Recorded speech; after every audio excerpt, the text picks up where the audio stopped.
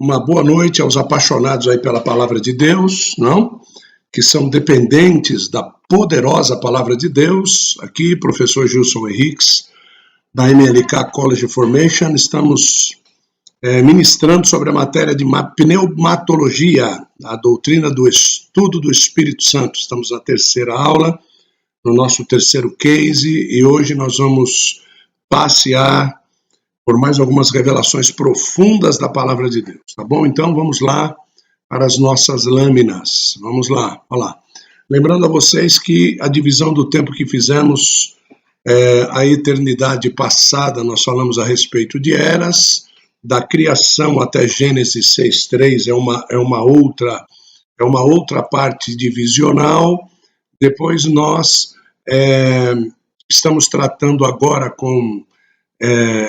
de Gênesis 6:3 até Zacarias, né? Gênesis 6:3 até Zacarias, e depois de Zacarias nós vamos de Jesus até o arrebatamento, falando sempre do Espírito Santo, né? Falando do Espírito Santo, falando sobre a manifestação do Espírito Santo. Falamos em primeiro lugar na eternidade passada, né?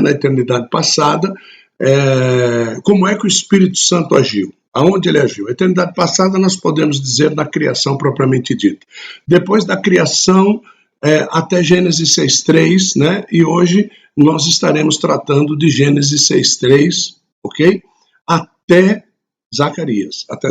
Então a gente vai ver quais são as surpresas que Deus tem para nós aqui hoje. Lembrando daquela figurinha, né? Tá lá você, o cabeção ali embaixo, tá lá sua mente, né? Na parte do meio está aí corpo, alma e espírito. Aquela parte azul é a sua alma, a parte de cima o espírito. Entre a sua carne, o seu corpo e a sua alma está ali o seu cérebro, a sua mente, né? Entre a sua alma e o seu espírito, ali está o seu coração. Então, todas as vezes que Deus falar sobre coração na Bíblia Sagrada, esta é a posição do coração. Todas as vezes que Deus falar sobre a mente na Bíblia Sagrada, né, a mente não tem nada a ver com o coração. A mente está ali, todos os desígnios que Deus colocou, né, para que nós pudéssemos ser quem nós somos, tá bom? O Espírito Santo, ele vai agir lá em cima, vai agir lá na parte do espírito, depois trabalhando no coração, que é a intersecção do espírito com a alma, e quando existe a rendição mesmo da mente, aí corpo, alma e espírito, como diz lá na carta de Paulo a Roma, que ele quer realmente, Deus quer que nós venhamos a servir de corpo, de alma e de espírito. Tá bem? Vamos lá? Vamos ver aqui o que tem aqui em cima. Lá. De Gênesis 6:3 até Zacarias, nós vemos lá a atuação do Espírito Santo, né? Que vinha sobre homens por algum tempo, não era sempre, né? Não era todo dia, toda hora, todo momento, não, algum tempo.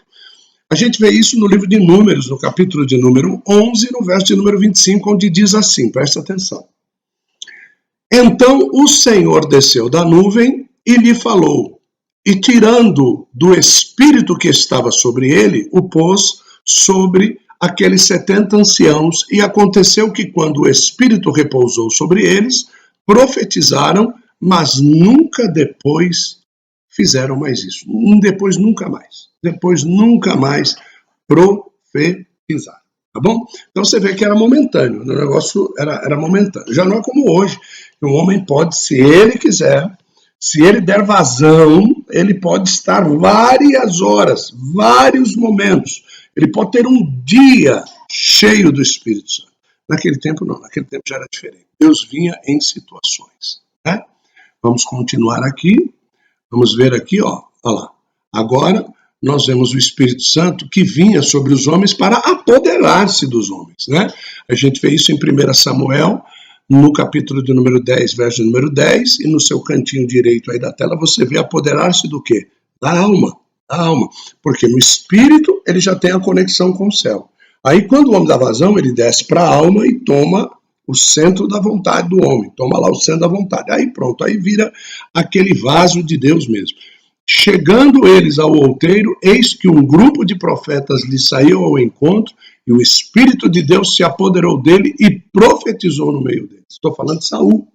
Saul havia sido avisado, né, por Samuel, que ao sair dali, daquele encontro que ele teve revelativo, que ele seria o rei de Israel, que Deus tinha um propósito com ele, que ele profetizaria no outeiro. Ele encontraria um grupo de profetas e ali naquele grupo de profetas ele estaria profetizando junto com eles. Agora, e se Saul não quisesse? Você acha que isso ia acontecer?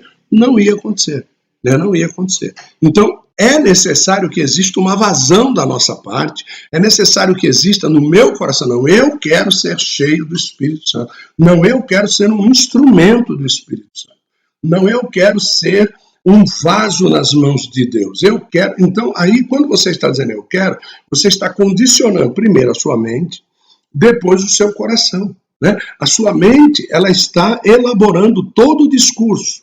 Todo o discurso está sendo elaborado pela sua mente. Mas isso precisa ser guardado no seu coração. Quando você guarda isso no seu coração, você busca não pecar, você busca ler mais a Bíblia, você busca, olha só, né? Você busca a profundidade da palavra de Deus. Vocês acham que vocês estão estudando a Martin Luther King? Por quê? Porque talvez vocês não estivessem fazendo uma escola rasa de teologia, ou simplesmente, né, buscando aí vídeos do YouTube para aprofundar o seu conhecimento em matéria A, matéria B. Por que vocês estão compassando a vida de vocês, tentando, né, se tornar verdadeiramente um vaso de honra nas mãos de Deus? É justamente por quê? Porque a mente formulou o discurso. Alguns de vocês disseram, esse ano eu vou estudar teologia. Esse ano eu vou estudar teologia. E agora você está aqui estudando. Às vezes você disse assim, olha, a primeira oportunidade que eu tiver, eu vou estudar a teologia. A oportunidade chegou, assim como chegou para a vida de Saul naquela época lá, que era de vez em quando, né? Assim como chegou na vida de Saul, e Saul mergulhou. Saul viu o povo profetizando, ninguém chamou Saul. Samuel é que diz para Saul, você irá lá e profetizará no meio deles. Então ele foi, entrou no meio deles, quando ele entrou no meio deles, o Espírito Santo se apoderou dele. E ele profetizou junto com eles. Então veja que a forma de ação é a mesma, mas agora só o lead time, só a parte do tempo. Só o tempo, ficar sempre, ficar de vez em quando ou esporadicamente, né? Agora é sempre. Se você quiser, será sempre. Vamos lá. Vamos ver o próximo slide. Vamos lá ver o que Deus preparou para nós. Vinha sobre os homens para traslado. Traslado. Olha lá. Olha só o que está aqui. 2 Reis 2,16. E disseram-lhe, eis que agora entre os teus servos há 50 homens valentes. Ora, deixa-os ir para buscar a teu Senhor. Pode ser que o elevasse o Espírito do Senhor e o lançasse em algum dos montes ou em algum dos vales. Porém ele disse, não os envieis, vocês não vão achar. Então você vê que já era conhecido das escolas de profetas, Deus já ensinava que o Espírito Santo era capaz de pegar alguém aqui e transportar para outro lugar. Existe uma passagem muito linda que fala sobre a vida de Elias, quando Elias está orando no topo do monte para que Deus mande chuva novamente. Essa é uma das passagens de manifestação do Espírito Santo mais poderosas que eu conheço. E ali ele olha e pergunta para o moço diz, olha, eu não estou vendo nada. Ele manda o moço lá de novo, e o moço, eu estou vendo uma pequena nuvem, né, do tamanho da mão de um homem lá no horizonte. O moço veio com tanta tristeza, mas Elias, ele já viu a coisa aconteceu. Foi que ele diz, olha, manda Acabe aparelhar os carros, porque aí vem uma grande chuva. Vem uma grande chuva. Acabe pega aparelha os carros e sai. A cavalo. Elias, a Bíblia diz que o Espírito de Deus tomou a vida de Elias e o fez ultrapassar a carruagem e chegar primeiro no lugar aonde deveriam chegar ambos. Agora, por que o Espírito de Deus tomou Elias? Tem um motivo, né? Não é porque Elias era o profeta. Não. Você não vê, por exemplo, os outros profetas sendo tomados para sair aí em alta velocidade e ultrapassar a velocidade de cavalos, 40, 50, 60 km por hora. Você não vê. Por quê? Porque se Acabe chega de volta primeiro, lá, para avisar que a chuva vinha vindo, ele iria proclamar que quem é que tinha mandado chuva? Ele iria proclamar que quem tinha mandado chuva era Baal. Então o Espírito de Deus interviu e tomou Elias e fez Elias chegar primeiro para anunciar que o Senhor Yahvé estava mandando chuva. Entendeu? Então o Espírito de Deus tomava a vida das pessoas para velocitar essas pessoas, para levar de um lugar para outro essas pessoas, para sair daqui e aparecer lá outras pessoas. Por quê? Porque ele tinha um propósito. E haja visto que eu já vou dizer para você, o Espírito Santo não vai habitar na vida de ninguém se não houver um propósito. E o Espírito Santo não vai habitar na vida de ninguém se ele tem um propósito e esta pessoa não está afim de ser um canal do Espírito Santo para cumprimento de um propósito. Então precisa haver o quê? Os dois lados consonantes com o mesmo objetivo. Eu quero ser um vaso para cumprir os propósitos do Espírito de Deus sobre a face da terra e o Espírito de Deus averiguar em você que você tem condições para ser esse vaso. Por quê? Porque tem muita gente que vive em pecado, muita gente que é descrente total e que quer ser um vaso nas mãos de Deus. Quer ser. Você acha que o Espírito Santo, fazendo a análise dessas pessoas, vai tornar estas pessoas um vaso nas mãos de Deus e um canal para a propósito de Deus? De forma nenhuma. De forma nenhuma. Meu amor também está ao vivo aqui. Filipe foi trasladado. Só que Filipe, já está no Novo Testamento. Certo? Filipe já está no Novo Testamento. Nós estamos aqui falando de Gênesis até Zacarias. Certo? Gênesis até Zacarias. Certo? Então, você precisa, se eu não me engano, esse JPTEC aqui deve ser... Eu estou aqui, Adriano, deixa eu escrever aqui, para depois eu falar o nome de todo mundo, senão o povo desvia, né? O povo desvia, né? Deixa eu ver aqui, Manuel, Daniela, Tom Moura, tá todo mundo aí. Jean, deve ser o Jean, né? Só que ele põe o nome dele de JPTEC. Mas vamos lá, né? Deu para entender aí, Camargo, né? Em Atos 8:39, tá bom? Quando a gente chegar lá, a gente vai ver a atuação do Espírito Santo já lá no Novo Testamento, tá bom? Vamos ver aqui a nossa próxima lâmina, olha só que coisa legal, ó. Né? Ele vinha sobre os homens como presença singular somente para uma coisa. Para quê? Direcionamento. Olha só. 1 Samuel 16:13 diz assim: Então Samuel tomou o chifre do azeite e ungiu no meio dos seus irmãos. Ungiu quem? Davi. E desde aquele dia em diante, o Espírito do Senhor se apoderou de Davi. Então Samuel se levantou e voltou a Ramá. Tá certo? Então, naquele dia em diante, todas as ações de Davi já eram concernentes a alguém que Deus tinha um propósito de que se tornasse o rei segundo o coração de Deus sobre Israel. Então, uma unção, quando vem sobre a vida de alguém, ela vem como o poder do Espírito Santo para direcionar. Então, por exemplo, ele é um pastor, ele unge um outro irmão da igreja dele ao diaconato. Você acha que o Espírito Santo vai usar a unção do óleo, a graça daquele pastor, o poder que existe sobre a vida daquele pastor, por causa do que de tudo isso? Por causa da presença do Espírito Santo, assim como estava sobre a vida de Samuel, para que esse diácono venha a ser um rebelado contra a vida daquele pastor? De forma nenhuma. Apóstolo, mas isso acontece. Acontece quando? Primeiro, quando o pastor não tinha autoridade de Deus de ungir aquela pessoa ao cargo ao qual foi ungida. Segundo, quando houve pela vida daquela pessoa não reconhecimento da unção que desceu através da vida daquele pastor, mesma coisa de Moisés. Moisés, quando o Espírito de Deus tirou do Espírito que estava sobre a vida dele e determinou sobre a vida dos 70, né, os 70 foram profetizar sobre o arraial. Tá certo? Nenhum deles arrumou a mala e foi embora e virou profeta. Não, profetizaram dentro do arraial, dentro dos dítames, dos líames daquele cabedal profético que estava sobre a vida de Moisés, né? De Moisés. Então, A primeira é porque Deus não tinha mandado ungir e ele ungiu, ou favoritismo, ou amizade, ou a muita necessidade de precisar de obreiros na igreja e não querer esperar o tempo de Deus para o verdadeiro levantamento.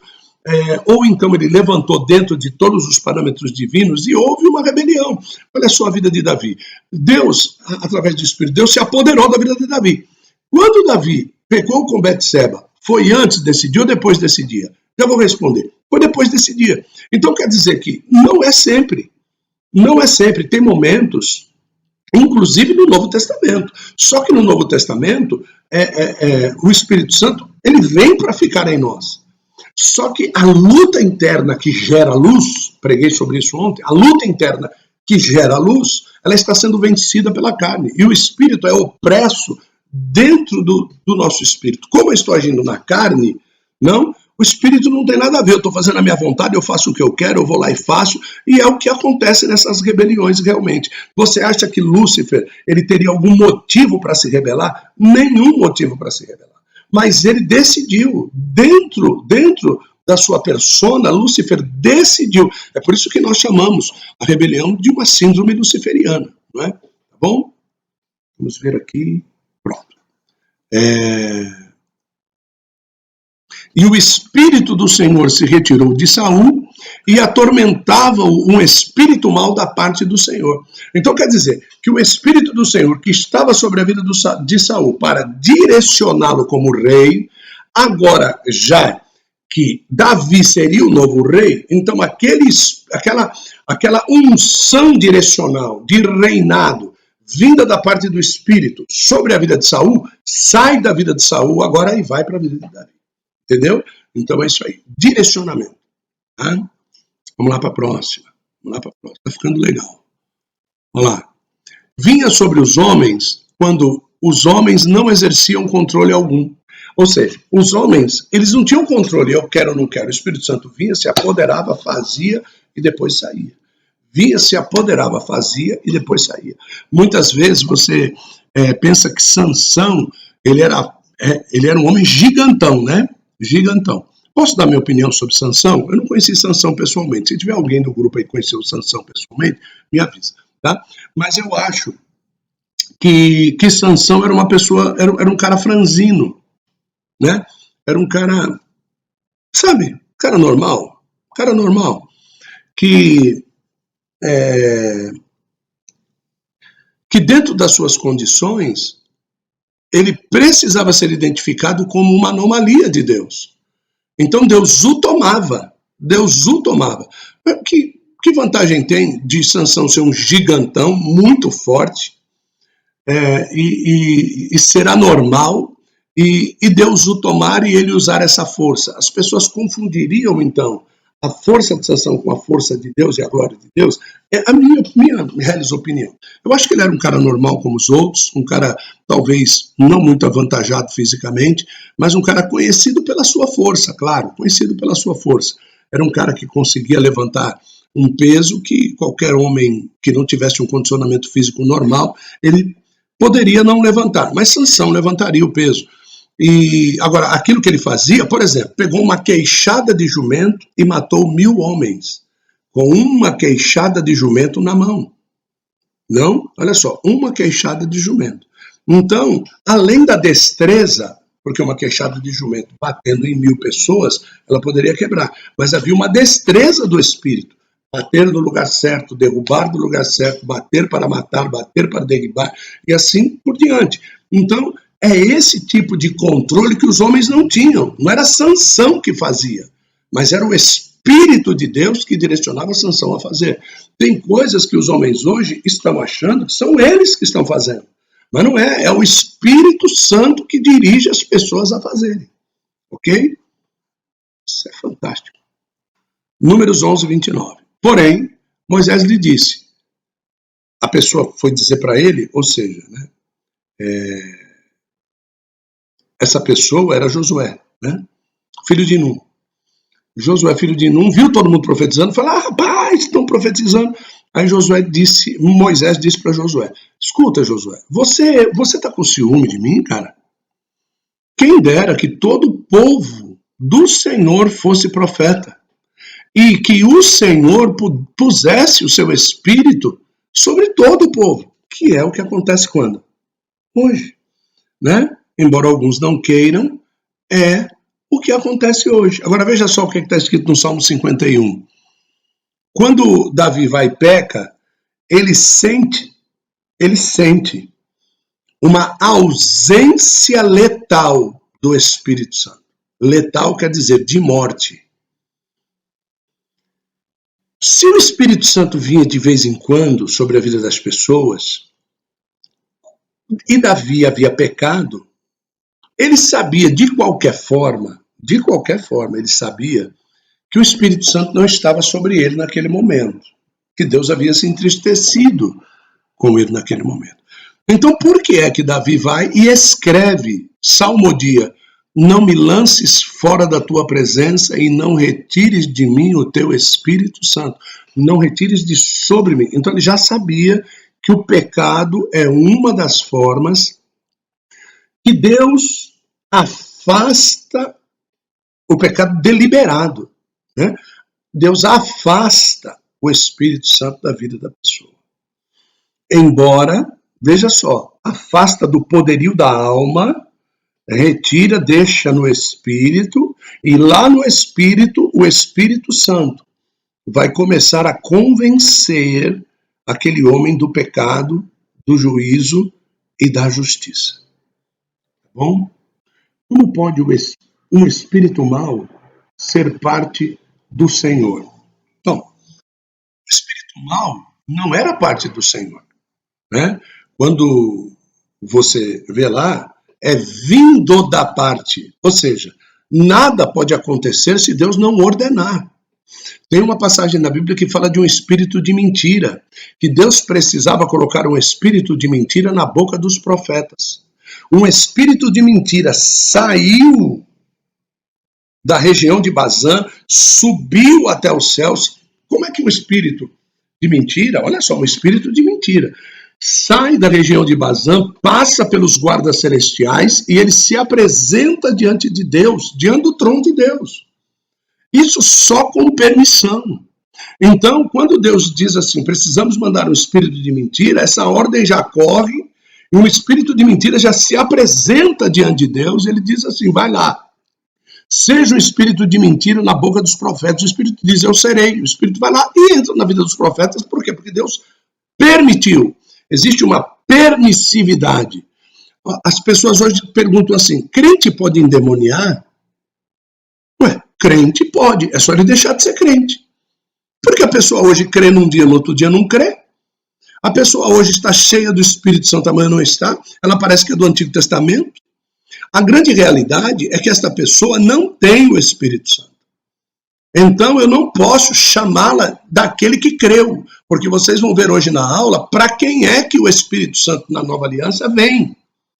Se você crê que Jesus morreu, ressuscitou, rogou ao Pai para que enviasse o Espírito Santo enviado sobre a terra e hoje habita dentro do corpo da noiva, habita em cada cristão como sendo um tijolo, formando a igreja, que é a noiva de Cristo, se você acredita nisso, não vai pecar deliberadamente, não? Então, quando nós falamos a respeito disso, você precisa entender que Deus, ele permite. Deus, ele permite. Deus, ele não permitiu, olha só, Deus, ele não permitiu que Sansão fizesse tudo o que ele fez. Deus, ele não foi dando corda para Sansão zombar, para Sansão enganar os pais, primeiro enganar os pais, depois zombar, para depois casar com aquela mulher prostituta, Dalila, da terra dos filisteus, de prevaricar, de começar a zombar, de mentir. Olha, tudo isso, esse homem que foi prometido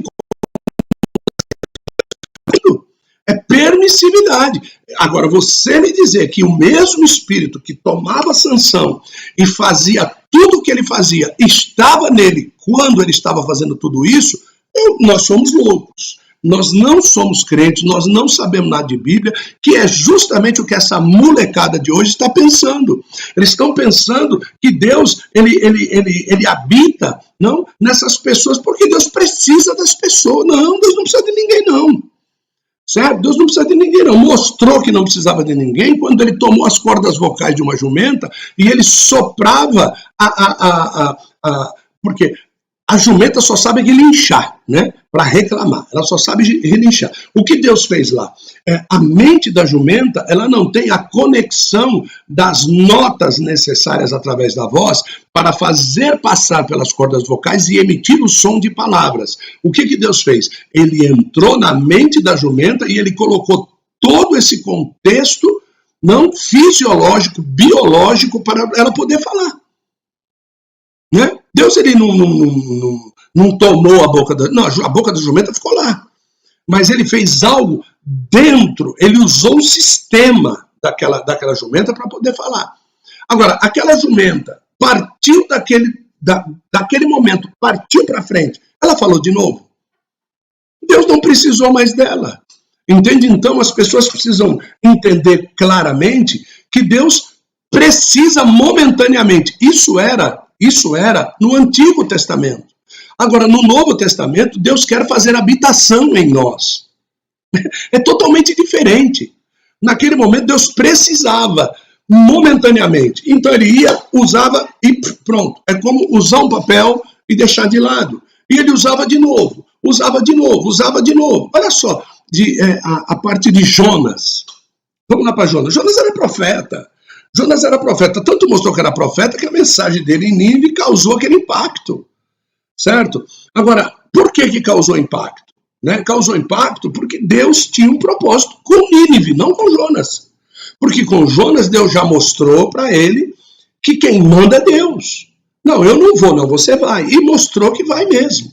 Já no Novo Testamento, a coisa é completamente diferente. Deus coloca uma lei, ele diz assim, para aquele que crê, só que tem que crer verdadeiramente, tem que viver porque crê, tem que estar na presença de Deus porque crê, tem que ler a Bíblia porque crê, tem que entender a Bíblia porque crê, tem que aprender. Então, só vem para esses, para outros não. Por isso tem pessoas que têm que imitar línguas estranhas, imitando a presença do Espírito Santo, porque verdadeiramente, na nova aliança, a coisa ficou muito pior do que era antigamente.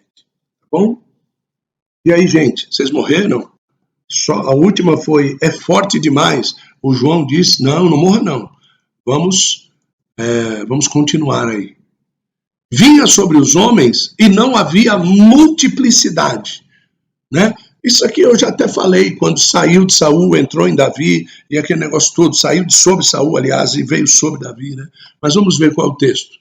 1 Reis, 22, 24. Então Zedequias, filho de Kenaaná, chegou e feriu Micaías no queixo. E disse, por onde saiu de mim o Espírito do Senhor para falar a ti? Olha só, hein? Por onde saiu de mim? Zedequias, filho de Kenaaná. Da onde é que Deus saiu? Como é que esse Espírito saiu da minha boca aqui para entrar na tua boca para falar por intermédio de você? Não é? É forte demais, né? Aqui, deixa eu voltar aqui, porque aqui ó, a gente termina a parte de Gênesis até Zacarias, tá? De Gênesis 6:3, e agora a gente vai entrar de Jesus até o arrebatamento. Essa daqui seria uma outra aula, tá? Uma outra aula, mas eu já vou emendar ela aqui para a gente já adiantar um pouquinho e nós caminharmos um pouquinho mais, tá bom? Vamos lá aqui, ó.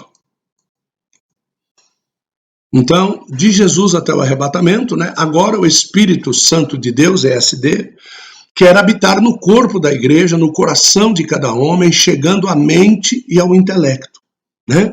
Então ele quer habitar aquela figurinha que a gente viu, né? Parte de cima, espírito, parte do meio a alma, parte de baixo o corpo, a intersecção do corpo com a alma. Nós temos lá o cérebro, né, que é a mente, e a intersecção da alma com a parte de cima, que é o espírito, certo? Nós temos lá o coração. Tá? Então, ele quer, chegando na mente, tomar o intelecto, tomar o cérebro, ele quer tomar tudo isso daqui para que o homem não tenha mais dúvidas físicas, né? para que o mundo não possa mais influenciá-lo com o pecado. Bom, vamos ver aqui, ó. Atos 2:4. Vou beber água aqui um pouquinho. Atos 2:4. Você está com a Bíblia aí, abre aí.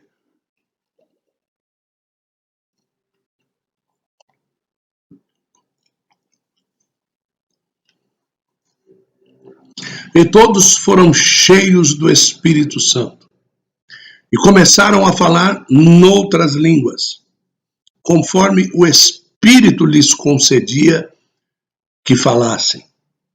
Não é? Então veja só, para o Espírito Santo mexer no nosso sistema vocal, certo? O Espírito Santo, presta atenção no que eu estou falando. O Espírito Santo, para ele mexer no nosso sistema vocal,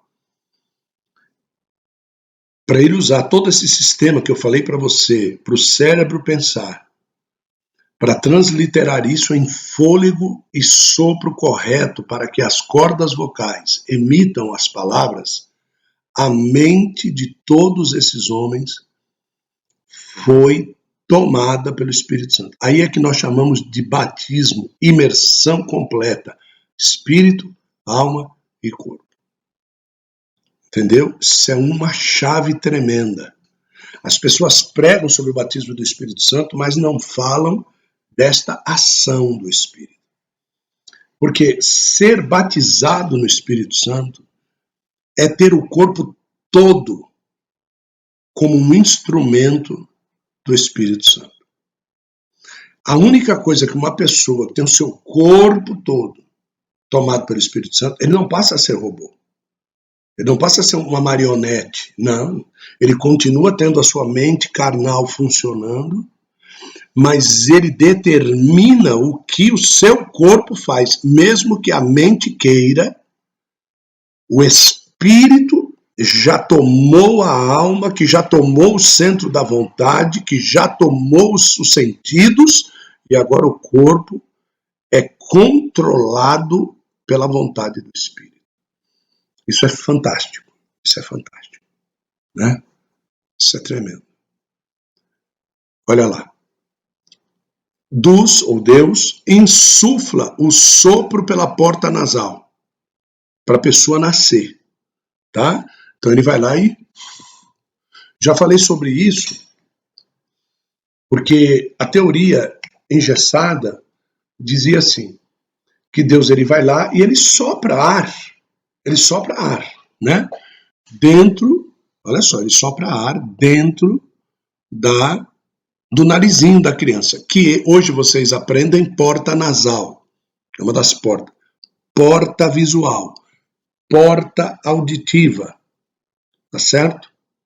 Né? Porta nasal, porta visual, porta auditiva.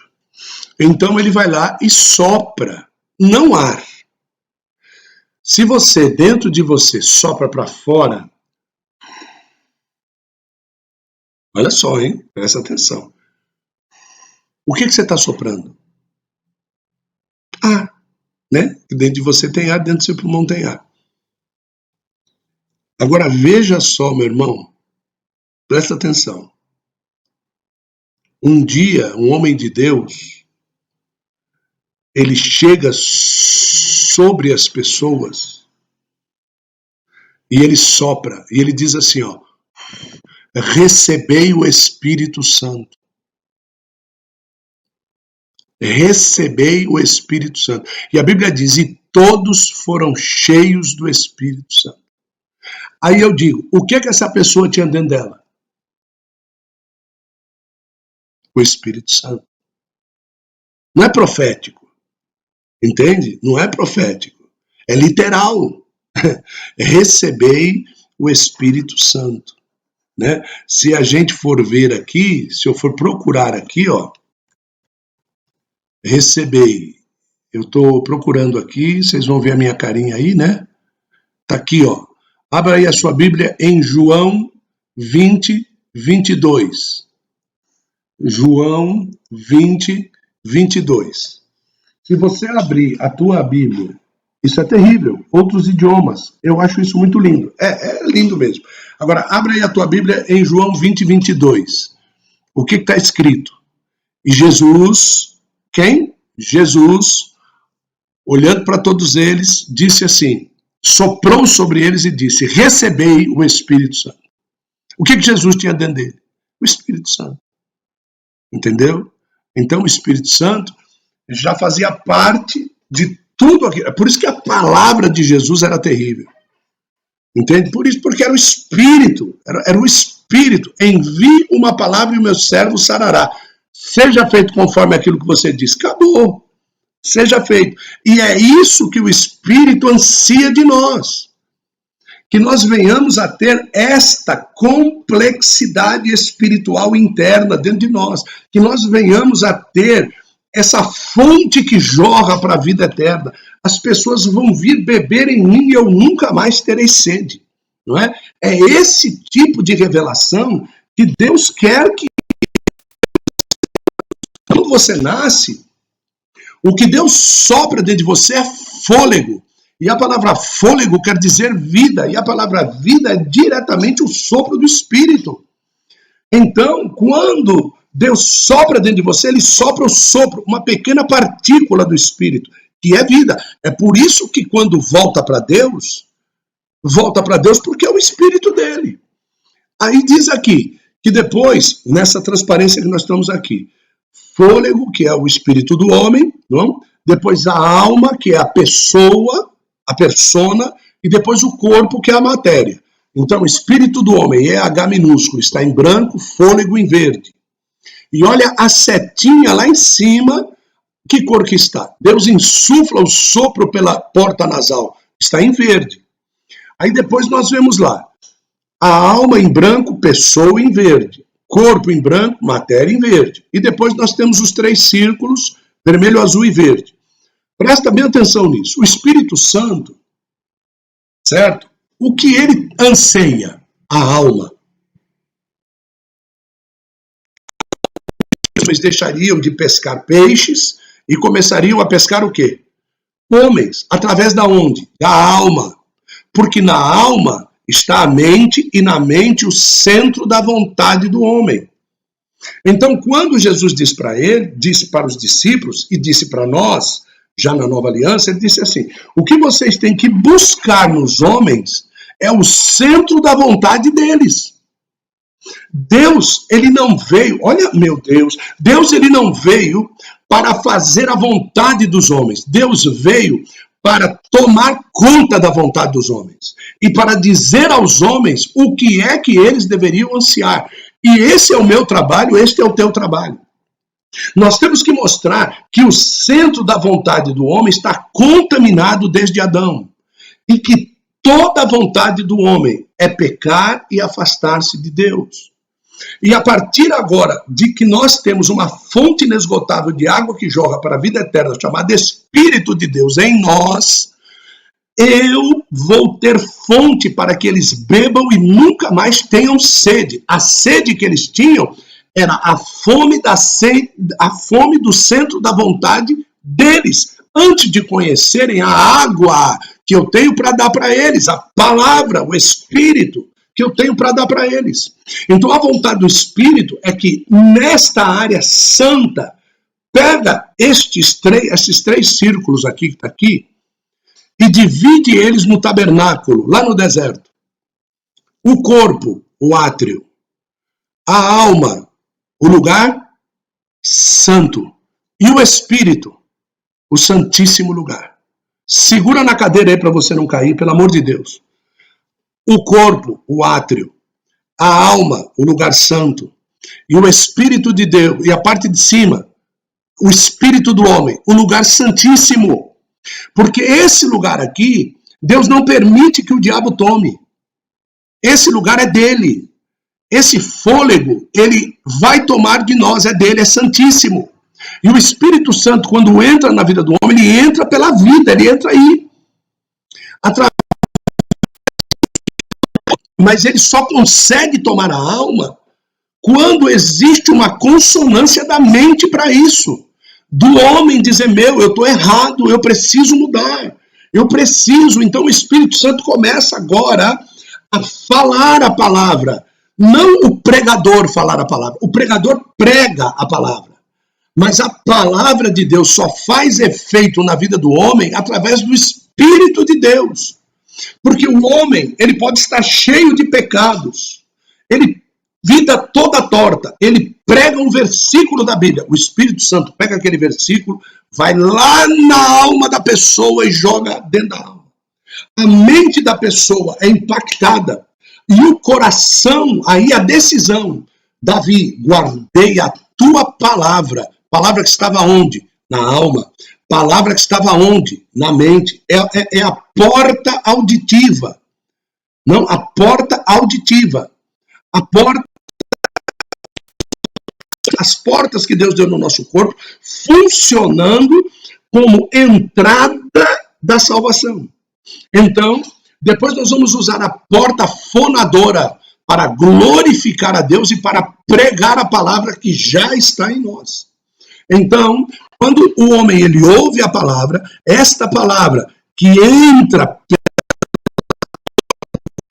entra pela porta, depois ela sobe até a alma, a mente vai degustando aquilo de uma forma muito amarga. Que eu estou cometendo, ele está pregando contra isso, e depois agora já começa a luta do espírito contra a alma, e agora a alma diz, não, é isso mesmo, então agora é do espírito contra a carne, e o espírito contra a carne, através de quem? Da alma, é o Espírito Santo que já está trabalhando, ele está convencendo o homem do pecado, do juízo e da justiça. Então esta é a nossa luta diária. Veja que coisa maravilhosa. E principalmente aquilo que aconteceu em Atos 2,4. O que aconteceu em Atos 2,4 é fantástico. Por quê? Porque todos foram cheios do Espírito Santo. Todos quem? Todos os que estavam lá? Não. Ué, não. Eles eram 500, só tinha 120. Você acha que o Espírito Santo já ia descer quando tinha 500? 380 deles não tinham condição. O Espírito Santo, a maior provação que Deus pode dar para um homem é o tempo. A maior provação que Deus pode dar para um homem é o tempo. O tempo mostra para todos quem é e quem não é, quem faz e quem não faz, quem sabe e quem não sabe, quem tem e quem não tem. O tempo mostra tudo. Você hoje pode me dizer pai, amanhã você pode me chamar de bastardo. Eu hoje sou aquele que construo espiritualmente a tua vida, te ensino, eu te repreendo em silêncio, eu trago você para perto de mim, eu ensino para você a palavra. Amanhã você vira as costas e você vai embora. O tempo vai mostrar tudo para todos. Tanto é que nesse fim agora de tempos, o tempo é que está mostrando quem é quem. Entende? O tempo está mostrando quem é quem. Não é? Glória a Deus. Vou ver aqui. Meu Deus. O Manuel caiu da cadeira. Glória a Deus. Então, o Espírito Santo encheu todos os 120 que permaneceram. Os 120 que continuaram jejuando. Jesus havia feito uma promessa. O Espírito Santo não enche ninguém sem promessa. Tem que ter uma promessa. Viu? E qual é a promessa? Ficai em Jerusalém até que do alto sejais revestidos de poder. Dunamis. Não há enchimento sem promessa. Tom Moura acabou de escrever aqui.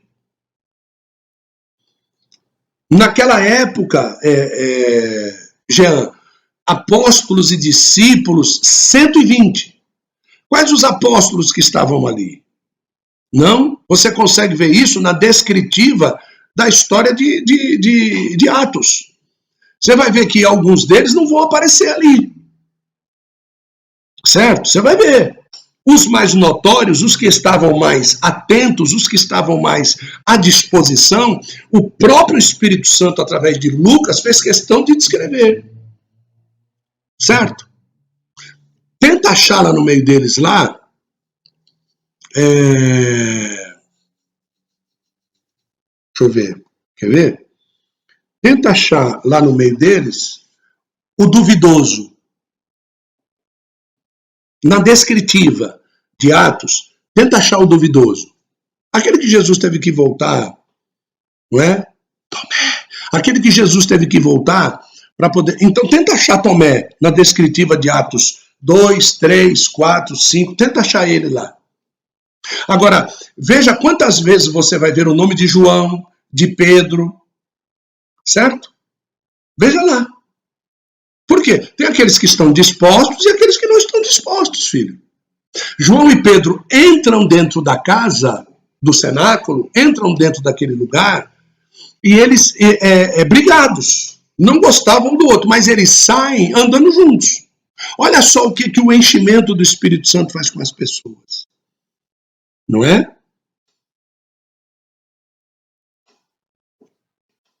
Quem são, afinal, esses 120? Jesus, quando ele ressuscita, ele não aparece para 500.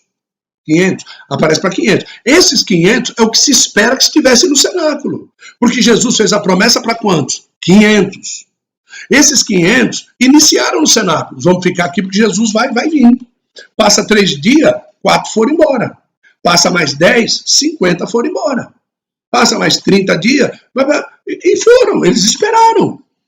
O tempo vai dizendo. Principalmente porque havia uma festa para acontecer. E muitos deles moravam em outras cidades e tinham que voltar para a cidade para se arrumar, para poder voltar para a festa do tal Pentecostes. Então, alguns deles, véspera do Pentecostes, saíram, foram para casa tomar banho. Quando voltaram, os caras já estavam cheios de Espírito Santo. Dá para você imaginar um negócio desse? De que porque eu não tenho tempo, de porque eu não tenho força, de porque eu estou com medo do corona, de porque aquilo, eu vou deixar de ser realmente aquilo que Deus prometeu para mim algum tempo atrás e eu vou perder essa oportunidade? A mesma coisa, algumas pessoas estavam no culto ontem, outras não. Quem estava no culto ontem imaginava que Deus ia fazer o que ele fez no culto ontem? Que Deus iria manifestar uma palavra daquela no culto? De jeito nenhum, coronavírus, Covid, quarentena, todo mundo em casa, afastamento social. E Deus lá tá nada com nada disso aí, rapaz. Deus, aquele que se prontifica, Deus, ele tá pronto para poder falar, para poder fazer, para poder abençoar, para poder arrebentar, para poder virar do avesso. E assim por diante. Eu, pelo menos, acredito nisso, e é isso que vocês vão ver aqui na atuação do Espírito Santo, de Jesus, até o arrebatamento da igreja. Tá bom? Vamos lá. Eita, agora sim, agora... Olha que figurinha legal. Do lado direito, né, nós temos Maria, grávida de Jesus, cor-de-rosinha. Do lado esquerdo, nós temos Isabel, grávida de JB, João Batista. Tá certo?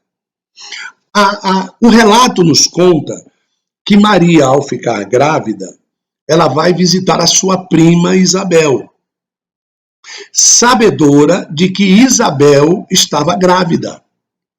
Mas Isabel não sabia que Maria estava gestante, estava gestada de Cristo. Não sabia.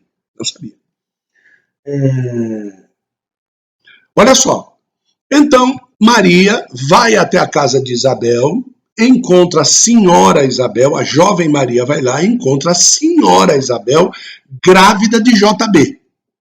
Só que dentro do ventre de Maria está quem? Jesus. Quando Maria, glória, quando Maria sauda a paz do Senhor, Isabel, o que acontece? A Bíblia diz que o menino dentro do ventre de Isabel é cheio do Espírito Santo. O menino é cheio do Espírito Santo. Agora, Isabel não sabia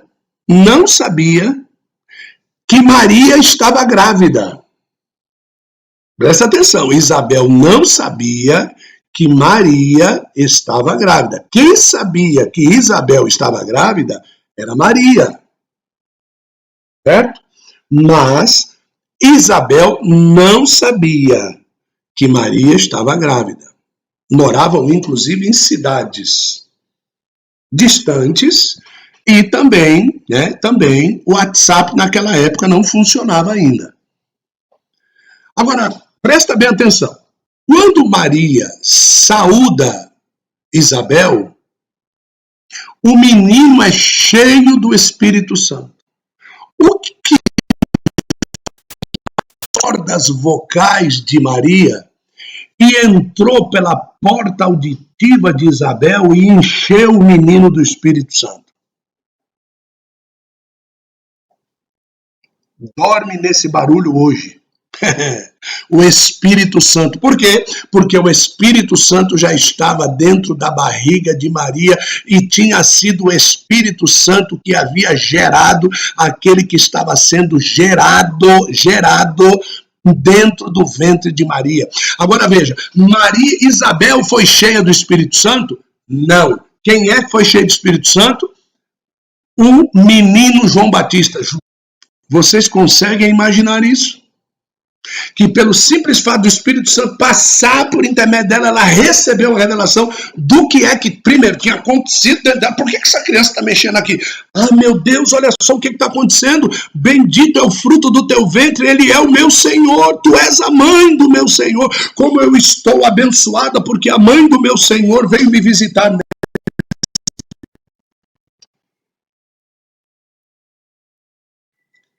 Já está reconectado. Já está reconectado. Reconexão com sucesso. Oh, glória.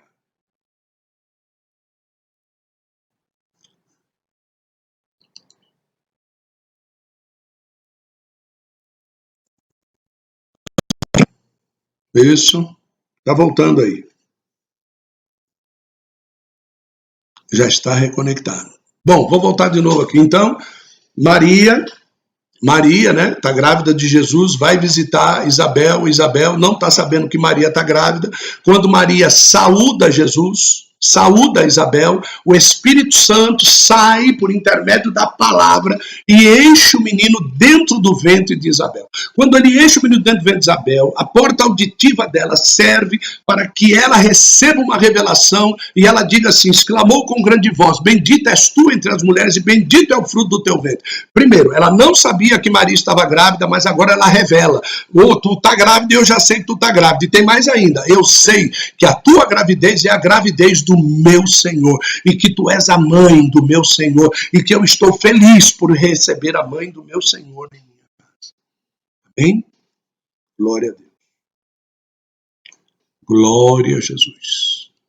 Olha lá. De novo, né? Coração, mente, espírito. Certo?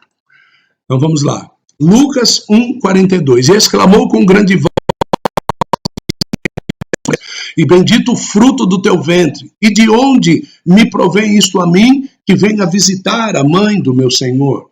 Aí logo depois, quem avisou a Isabel que Maria estava grávida afinal? A atuação do Espírito Santo na vida de Maria era a revelação sobre a chegada do Messias. Veja que Isabel não fala nada sobre a sua gestação, como, por exemplo, estou gerando ao que vai anunciar a chegada do Messias. Portanto, uma ação de nível pontual. Ou seja, o Espírito Santo não revelou que o filho dela seria um profeta. Mas o Espírito Santo disse que o filho daquela que estava no ventre da outra era o Senhor dela. Qual era o interessante ali? O profeta ou o Senhor? O interessante era o Senhor. Então o Espírito Santo, quando ele toma a vida do homem, ele toma a vida do homem para aquilo que é interessante. Interessante para quem? Interessante para mim, que estou gerando João Batista, ou interessante porque o meu Senhor está me visitando? Não, interessante porque o meu Senhor está me visitando. Então, o 90% dos profetas hoje, eles são visitados por Deus porque é interessante para eles serem visitados por Deus. É interessante para eles. Compartilha aí, compartilha aí, compartilha aí. É interessante para ele que é cash money, não é para ele. Então, não. Aqui está dizendo claramente, o Espírito Santo vai te encher com uma espiritual importantíssima e rara, que é a seguinte, se o Espírito Santo me encher e me usar, não vai ser para o meu interesse, vai ser para o interesse dele. Então, Deus, me usa para o teu interesse. Me usa, Deus, para os teus propósitos. Me usa, Deus, para a tua mensagem. Deus, fala por intermédio de mim, não o que eu queira falar, mas aquilo que tu queres falar. Mas não fala isso também como jargão aí, como muitos fazem aí, quando estão orando antes de pregar. E a mensagem já está toda pronta na cachola. Né? Não, faz, Senhor, aquilo que tu queres fazer, mas faça isso independente do lugar onde você esteja e fazendo independente daquilo que você esteja fazendo. Glória a Deus. Uhul! Vamos lá. Olha só isso daqui. A gente falou a respeito do ventre de Maria, de que Jesus estava lá, né? E de que quando Maria falou, o Espírito de Deus foi que encheu o ventre de Isabel e pegou um menino só dentro de Isabel. Isabel não saiu pulando no sapatinho, não. Quem foi cheio lá dentro do ventre foi João Batista. Então presta atenção. Cristo, né, o corpo de Cristo, olha lá, hein? O corpo de Cristo está sendo gerado. Lá dentro do ventre de Maria, ele já existia desde a eternidade. Então não é nada novo no reino celestial. Então aquele menino, aquela criança, aquele feto que está sendo gerado lá, o protótipo dele já foi feito desde a eternidade lá atrás. Certo? Então, olha só, Hebreus 10:5, o livro de Hebreus, capítulo 10, verso 5, diz assim: por isso, entrando no mundo, ou seja, nascendo, né, diz, sacrifício e oferta não quiseste, mas corpo me preparaste. Ou seja, o corpo já estava preparado. Né? Então, nada é surpresa no reino de Deus. Tá? Então, Maria, lá dentro dela, ela deve ter... por quê? Porque o Espírito Santo, quando vai lá e gera, né, usa o sistema ventral, o sistema uterino de Maria para gerar, o corpo que ele está gerando lá dentro, que ele acoberta, isso vocês vão aprender em Hexameron, quando nós fomos falar sobre a criação, sobre a atuação do Espírito Santo quando ele choca, né? Quando ele vem sobre as águas, ele fica sobre. Vocês vão aprender como é que funciona isso em Hexameron, que é a nossa próxima matéria agora, que eu estou preparando já. Então, por isso, ele diz lá que o corpo está preparado. Então, o Espírito Santo vai sobre Maria, cobre Maria, e ali ele usa simplesmente o útero. Ele usa o útero de Maria. Então, a formação daquela criança é uma formação já pré-existente. O corpo já estava preparado na eternidade. Né? Quando dizem lá, eis aí o Cordeiro de Deus que tira o pecado do mundo, não é um Cordeiro ovelha, né? É o Cordeiro Cristo. Certo? É o Cordeiro Cristo. Quando Deus vai lá no topo do Monte Moriá e prepara um cordeiro com chifre preso, não era Cristo, aquele era um cordeiro, que era um tipo de Cristo. Certo? Quando João vai lá no livro do Apocalipse e ele está lá em cima vendo todas as coisas, quem é digno de abrir o livro e de quebrar os selos, né? Aí o que acontece? Aí o anjo mostra, ele aí é digno. Aí diz assim, eis aí o cordeiro, não é um cordeiro, aquele é Cristo. Tá certo? Então você precisa entender quando é Cristo, quando é o tipo e quando é a sombra. Quando é a sombra e quando é a realidade. Você precisa entender isso. Né? Adriano Rufino está chegando aí também. Glória a Deus. Vamos lá. 1 Pedro 1,19 diz, olha que coisa linda. Mas com o precioso sangue de Cristo, como de um cordeiro imaculado e incontaminado, verso 20, o qual, na verdade, em outro tempo foi conhecido. Qual outro tempo? Nas eras. Outro tempo foi conhecido ainda antes da fundação do mundo, mas manifesto nesses últimos tempos por amor de nós. Ele se manifestou como Cordeiro ou ele se manifestou como Cristo? Ele se manifestou como Cristo. Então o texto está dizendo, o texto está dizendo que ele, em outros tempos, se manifestou com o corpo já que ele teria. E era esse que Deus estava escondendo. Era esse que Deus estava guardando. Deus não ia fazer um trono guardado dentro da sala do tesouro, né? Para um cordeiro sentar. Era para o filho dele sentar. Obrigado, Lucas. Deus te abençoe. É o Espírito de Deus, viu? Olha só. Efésios, capítulo de número 1, verso de número 4. Olha que coisa linda. Como também nos elegeu. Ele nos elegeu. Ele nos elegeu aonde? Nele. Antes da fundação do mundo. Para que fôssemos santos e irrepreensíveis diante dele em Amor. Para que fôssemos santos e irrepreensíveis. Você vai ter que ser santo aonde? No seu corpo. Você vai ter que ser irrepreensível aonde? No seu corpo. Diante dele. Ou seja, como se fosse uma imagem. Por isso que nós somos feitos imagem de Deus. Qual era a imagem de Deus? O corpo que ele havia dado para o filho. Então, quando nós somos feitos imagem e semelhança, semelhança no espírito, imagem do corpo. A imagem, Deus tem corpo? Tem, o corpo do filho. Por quê? Porque o filho é o pai é o filho é o espírito é o filho. Todos eles são uma só pessoa. Dentro das suas atividades, todos os três são um. Amém? Então, dentro dessa condição, quando se fala da imagem, esse verso é fantástico, que diz assim, nos elegeu antes da fundação do mundo. Meu Deus, antes da fundação do mundo, sim, para que fôssemos santos e irrepreensíveis diante dele, como se fosse um espelho. Então, cada um, no dia do julgamento, vai ter aqui a imagem correta, você vai vir e você vai ver se você é igual à imagem correta. Se for todo torto, todo para lá, todo para cá, pare, filho, acabou, tá fora. Né? Então nós precisamos ser santos e irrepreensíveis, como que se estivéssemos diante dele em amor. E todo esse julgamento vai ser em amor. Por quê? Porque ele sabe das nossas limitações. Ele já foi homem. Hoje ele é homem com um corpo glorificado, mas ele já teve carne aqui na terra. Ele sabe como é difícil. Ele sabe como é duro. Ele entende, por isso que ele é nosso intercessor, por isso que ele é nosso advogado junto ao Pai.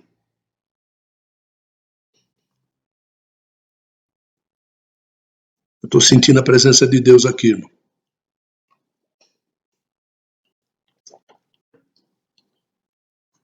Meu Deus, que coisa maravilhosa. Está lá o corpo de Jesus de novo. Gerado pelo Espírito. Alma eterna, como todos. Tá? Todos têm alma eterna, tá bom? Imagem do corpo pré-concebida. Não é? Tá certo? Então, imagem do corpo pré-concebida. Agora, preste bem atenção. Está me chegando algo aqui agora que eu preciso falar. Preste bem atenção no valor paternal e maternal de Maria e de José, que pegando esta criancinha informe no ventre de Maria, a protegeram e de alguma forma, depois de morto José, Maria conseguiu levá-lo até a cruz. Sabemos que toda a condução dependeu de Cristo e do Espírito. Sabemos da palavra dos profetas que profetizaram, que deram muitas, mas muitas dicas, quando Cristo diz um dia assim, é-me necessário passar por Samaria. Esta palavra de que Samaria conheceria a Deus já está profetizada. É-me necessário, por quê? Porque ele está sendo direcionado pela palavra profética. E como é lindo quando as pessoas são direcionadas pela palavra profética, vocês vão se tornar como imagem. Como é lindo quando as pessoas ouvem uma palavra dentro da igreja, elas são direcionadas por aquela palavra. A mesma coisa que acontecia com Cristo. Isso é você dizer que você é um homem dirigido pelo Espírito. É verdade. Agora o problema é quando tem falcatruadores da palavra lá em cima do altar e está dirigindo pessoas na parte de baixo do altar. Aí, meu filho, aí lascou tudo. Mas vamos continuar aqui. Vai, vamos continuar.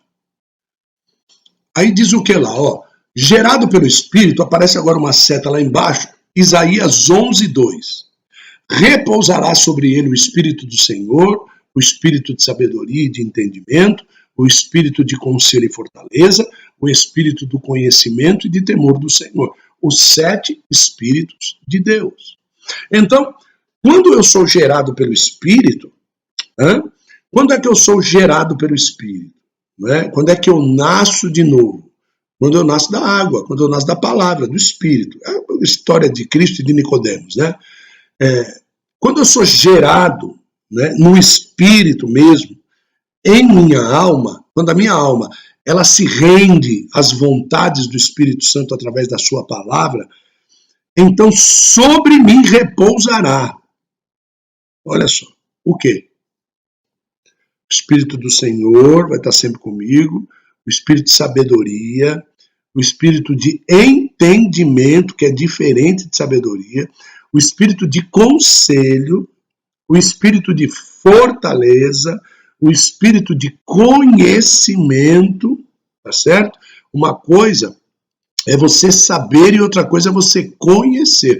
Quem sabe, sabe no intelecto. E quem conhece, conhece no espírito, no coração.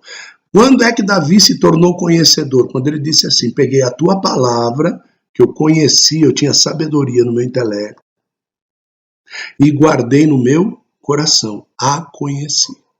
Entendeu? E tudo isso é ação do espírito. Agora, mas sabedoria no intelecto, isso tem a ver com a coisa do mundo? Não, sabedoria da palavra. Tem muita gente que tem a sabedoria da palavra, mas não tem um conhecimento da palavra. Não é? O conhecimento é a vivência aplicada da sabedoria que a palavra nos traz. Vivência aplicada da sabedoria que a palavra nos traz. Tem muita gente que é sábio para aconselhar os outros, mas ele não consegue ser sábio para si mesmo. O que é ser sábio para si mesmo? Ele não consegue viver aquilo que ele sabe. Temor do Senhor. Não é ter medo de Deus, não, é temor do Senhor. É aquilo que o Espírito Santo causou em Isabel. O que é que como eu fui bem-aventurado em receber sobre o piso da minha casa a mãe do meu Senhor. Isso é temor do Senhor. Certo? Vamos lá? E quanto aos discípulos? Acabaram me perguntando isso aí lá atrás. Quanto aos discípulos, né? Como é que funcionou esse negócio dos discípulos? João 7,37. Aqui nós já vamos quase terminar a aula. Estamos na transparência 15, vamos até a 18. E no dia, o grande dia da festa, Jesus pôs-se em pé e clamou, dizendo: se alguém tem sede, venha a mim e beba. Verso 38. Quem crê em mim, como diz a Escritura, rios de água viva correrão do seu interior, do seu ventre. E isto disse ele do Espírito que haviam de receber. Então quer dizer que essa palavra é uma profecia. Haviam de receber os que nele crescem. Porque o Espírito Santo ainda não fora dado. Porque ainda Jesus não havia sido glorificado.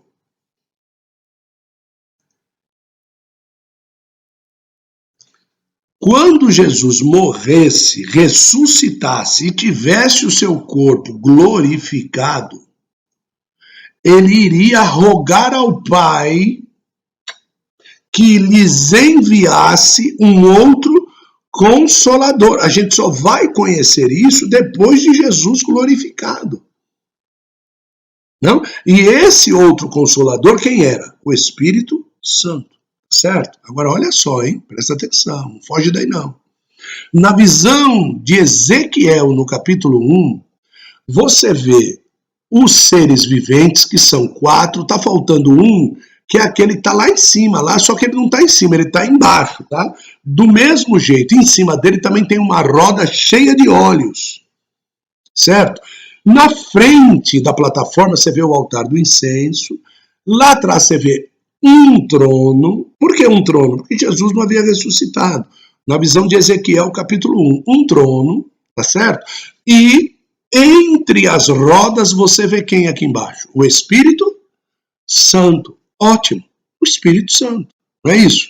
Então, quando Jesus é glorificado, ele sobe, certo? Ele sobe e entra nesta plataforma, passa pelo Salmo de número 18, passa pelo Salmo de número 61, passa pelo Salmo de número 20, e aí vai. É aquele quebra-pau nos ares, região de Bazã, os anjos não querem deixar ele entrar porque não conhece. Quem é esse que vem aí? Esse é o Rei da Glória.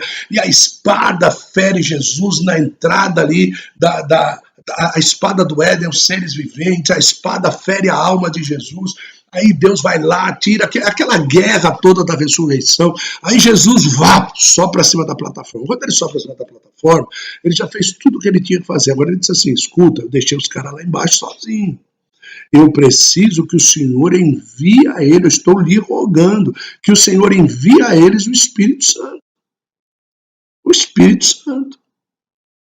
Então o Espírito Santo desce. Ele sai do meio das rodas e ele desce. Quando isso acontece? Atos dos Apóstolos, capítulo de número 2. E um vento veemente, e o som de um vento veemente, línguas repartidas como que de fogo, encheu aquele lugar e todos foram cheios do Espírito Santo. O que é isso? É a plataforma descendo sobre a casa. A plataforma está descendo sobre a casa, aquela fumaça das pedras afogueadas de sobre o altar, aquele negócio todo, Deus passeia na terra, o Espírito Santo sai do meio das rodas, entra dentro da casa e a plataforma volta novamente para o lugar. Meu Deus do céu. Certo? Aí o que acontece? Olha lá, Jesus roga ao Pai, não, que o Espírito Santo faça o quê? Desça para habitar na noiva. Depois, sobre quem? Sobre todo nele, sobre todo aquele que crê, sobre todo aquele que crê em quem? Em Jesus. Só em Jesus não, que Jesus morreu, que Jesus ressuscitou e que Jesus agora está sentado à direita de Deus Pai o Todo-Poderoso, é o nosso advogado e que em breve virá, ô glória, em breve virá. É essa a chave de recepção do Espírito Santo. Olha só o que está escrito em João capítulo 16, verso de número 28. João capítulo 16, verso de número 28. Saí do Pai e vim ao mundo. Outra vez deixo o mundo, oh meu Deus, e vou para o Pai. Saí do Pai, vim ao mundo. Outra vez deixo o mundo e vou para o Pai. Mas qual é o passaporte agora que ele tem para voltar? O passaporte que ele teve para vir é deixar toda a sua glória. Deixou toda a sua glória e não usurpou ser igual a Deus. E tornou-se homem. E qual é agora o passaporte? Morre, ressuscita e é glorificado. Agora ele tem um passaporte para voltar. Então ele volta em corpo glorificado. Ô glória. Por que acontece toda aquela guerra? A guerra acontece porque ele ainda não está glorificado. Ele ainda não está glorificado. Então a espada fere, tudo tem que acontecer. Deus pega ele, desce com o carro, briga com os demônios, aquele negócio todo, que eu já expliquei isso para vocês. Mas agora ele está subindo em corpo glorificado. Ele está trazendo cativo o cativeiro. Agora, dentro da cidade, existe um departamento do era, do é e do será. Ele pega agora todos os mortos e ele coloca agora no departamento do era. O departamento do são todos aqueles que estão agora falecendo em Cristo, morrendo em Cristo, eles estão no departamento do O departamento do será é o encontro do departamento do era com o departamento do quando os dois juntar-se-ão com aqueles que estão subindo arrebatados e todos entram. E essa plataforma que você está vendo aí agora, ela não está mais sozinha assim, agora ela está no centro, na praça central da cidade de Nova Jerusalém. Amém? Glória a Deus. Terminamos. Oh, glória. Louvado seja o nome de Jesus. Louvado seja Deus. Temos aí alguma pergunta? Vamos aí ver se algum de vocês tem alguma pergunta. Quero louvar a Deus aí pela vida, a vida de João, Daniela, Manuel, Breda, Lucas Camargo, Leonete, Henrique, Everton, do Tom, Moura, do Jean, do Adriano, né? Que todos sejam abençoados nesta noite. Que vocês em Cristo possam degustar essa palavra. Estaremos editando. Deus abençoe vocês. Eu quero glorificar a Deus pela vida de cada um de vocês, no nome de Jesus Cristo.